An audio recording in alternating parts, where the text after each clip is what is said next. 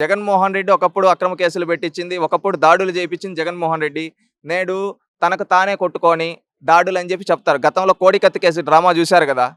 ఏం జరిగింది? జగన్మోహన్ రెడ్డి పొడిపించుకొని ఈ విధంగా చెప్పాడు. ఇప్పుడు కూడా సేమ్ అంతే. దాన్ని మించి ఇంకేం లేదు. ఎందుకంటే మీరొక్కటి క్లారిటీగా గమనించండి.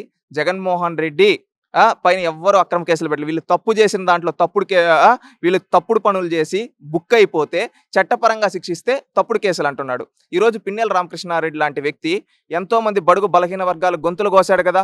అదే విధంగా ఈవీఎం బాక్స్‌ను అందరి ముందు పగలగొట్టాడు కదా! మీరు చూస్తూ ఉన్నారు కదా!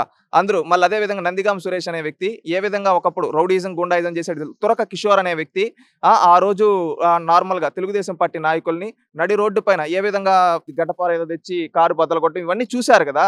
ఇవన్నీ చూసిన తర్వాత వీటన్నిటిలో తప్పు చేసిన తప్పుడు వ్యక్తుల్ని చట్టపరంగా శిక్షిస్తే చట్టపరంగా వెళ్తే అక్రమ కేసులు అంటున్నాడు.